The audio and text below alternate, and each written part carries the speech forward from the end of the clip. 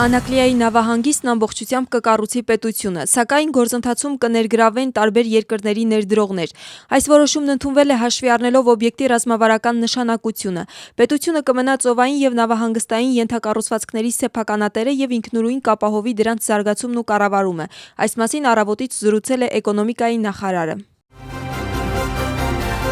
Վրաստանի վերաբերյալ բանաձևի նախագիծը քվեարկելու են հուլիսի 8-ին Հաագայում։ Փաստաթղթի գլխավոր նախաձեռնողը Ամերիկայի Միացյալ Նահանգների ներկայացուցիչների պալատի անդամ Ջո Ուիլսոնն է։ ԵԱՀԿ խորհրդարանական վեհաժողովի կայքում հրապարակված բանաձևում թվարկված են այն հարցերը, որոնց առնչությամբ վեհաժողովը մտահոգություն է հայտնում։ Դրանց թվում նշվում են 2024 թվականի խորհրդարանական ընտրությունները, ինչպես նաև 2025 թվականի հոկտեմբերին կայանալիք տեղական ինքնակառավարման ընտրությունների ընթացքում ընտրատեղամասերում հնարավոր կեղծիքների նշանները։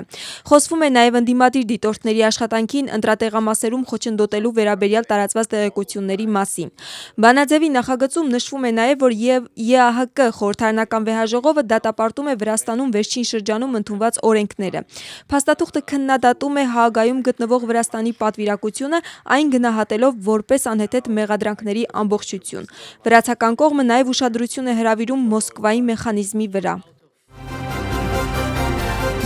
Հայաստանի վարչապետը աշխատանքային այցով մեկնել է Ռուսաստան։ Նիկոլ Փաշինյանը կմասնակցի արդյունաբերություն 360 արտադրություն առանց սահմանների թեմայով լիագումար նիստին, որը տեղի է ունենում Եկատերինբուրգում Ինոպրոմ 2026 միջազգային արդյունաբերական ցուցահանդեսի շրջանակներում։ Այցի շրջանակներում նախատեսված է նաև Հայաստանի վարչապետի հանդիպումը ռուս գոլեգա Միխայիլ Միշուստինի հետ։ ԱՄՆ-ի փոխնախագահը գտնում է, որ Ռուսաստանի հարձակողական հնարավորությունները գրեթե զրոյական են։ Ջեյդի Վենսի հայտարարությամբ Ռուսաստանն այսօր այնպիսի վիճակում է, որ հարձակողական գործողությունների արդյունքում մարտի դաշտում գրեթե ոչինչ չի հասնում, մինչդեռ Ուկրաինայի հաջողությունները նպաստում են պատերազմի ավարտի համար անհրաժեշտ պայմանների ձևավորմանը։ Ջեյդի Վենսի պարզաբանմամբ Թրամփի վարչակազմը հակված է այն գաղափարին, որ ուկրաինացիները բանակցություններին զուգահեռ պետք է առավելագույն ուշադրություն դարձնեն պաշտպանությանը։ Ինչ վերաբերում է Ռուսաստանին, ապա Ջեյդի Վենսի խոսքով երկիրը չափազանց բարձր գին է վճարում իր կողմից գրաված յուրաքանչյուր քառակուսի կիլոմետրի համար։ Նրա գնահատմամբ դա մասամբ պայմանավորված է նրանով, որ Ամերիկան եւ ՆԱՏՕ-ն խրախուսել են Ուկրաինային ավելի մեծ ուշադրություն դարձնել պաշտպանությանը, ինչը արդյունավետ է եղել։ Թուրքիայում ՆԱՏՕ-ի գագաթնաժողովի շրջանակներում Ամերիկայի նախագահը կհանդիպի Ուկրաինա եւ Սիրիայի առաջնորդների հետ։ Վոլոդիմիր Զելենսկու հետ հանդիպումը նախատեսված է հուլիսի 8-ին։ Կողմերը պետք է քննարկեն ռուս-ուկրաինական պատերազմի ավարտի հնարավորությունները։ Աղբյուրի տեղեկությամբ ռազմաճակատի գիծը սառեցված է, ինչի պատճառով ԱՄՆ-ի նախագահը անհրաժեշտ է համարում հնարավորինս շուտ դադարեցնել հակամարտությունը։ Տարածված տեղեկությամբ Դոնալդ Թրամփը գագաթնաժողովին կմասնակցի հուլիսի 7-ից, իսկ նրա առաջին հանդիպումը կլինի հյուրընկալող երկրի Թուրքիայի նախագահի հետ։ Աղբյուրի տեղեկությամբ Թրամփը անձամբ կոչ կանի ՆԱՏՕ-ի դաշնակիցներին ավելացնել պաշտպանական ծախսերը։ Գագաթնաժողովի ընթացքում նախատեսվում է հայտարարել պաշտպանության ոլորտում միլիարդավոր դոլարների արժողությամբ համաձայնագրերի մասին։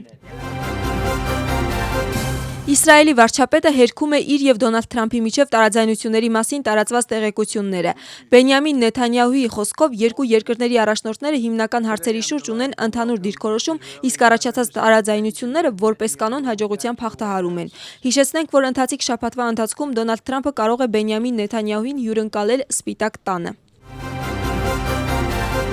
Գերմանիայի պաշտպանության նախարարը հայտարարում է, որ աջակցում է ծայրահեղ աճ այլընտրանք Գերմանիայի համար կուսակցության հնարավոր նախարարներին գաղտնի տեղեկատվության հասանելիությունից զրկելու գաղափարին։ Ինչպես նշել է Բորիս Պիստորիուսը, կուսակցությունը սեպտեմբերյան ընտրություններում կարող է մեծամասնություն ստանալ, ինչը լուրջ մտահոգություն է առաջացնում։ Նրա խոսքով կուսակցությունն ունի սերտ կապեր Ռուսաստանի նախագահի հետ, ինչը վերաբերում է երկրի ազգային անվտանգությանը։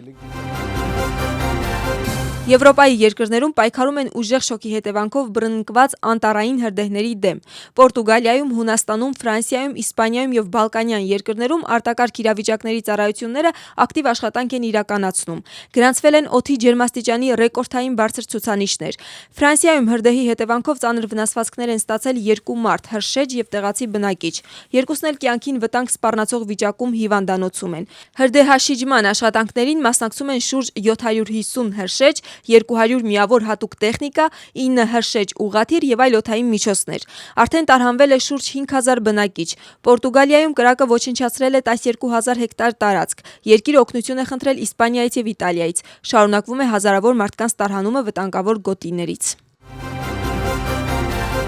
Հատուկ գործողությունների վարչությանը փոխանցվել են բազմաֆունկցիոնալ հատուկ նշանակության եւ արագ արձագանքման տակտիկական տրանսպորտային միջոցներ։ Պետական անվտանգության ծառայության պետի հայտարարությամբ նոր տրանսպորտային միջոցները կնպաստեն վարչության գործունեության եւ հնարավորությունների ընդլայնմանը։ Մինչեւ տարեվերջ հատուկ գործողությունների վարչությունը կստանա նաեւ մի քանի տասնյակ զրահամեքենաներ, բարձր անցունակությամբ եւ օպերատիվ տակտիկական նշանակության տրանսպորտային միջոցներ։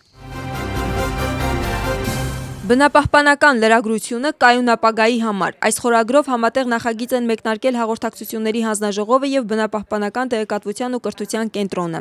Նախագծի նպատակն է խորացնել լրատվամիջոցների ներկայացուցիչների մասնագիտական գիտելիքները։ Համագործակցության շրջանակներում Մեդիա ակադեմիայում Մեդիա դպրոցի ստուդիայի ուսանողները կանցնեն թեմատիկ վերապատրաստումներ բնապահպանության, կլիմայի փոփոխության, բնական ռեսուրսների կառավարման եւ կայուն զարգացման թեմաների ճիշտ, օբյեկտիվ եւ արդյունավետ լուսաբանման նպատակով։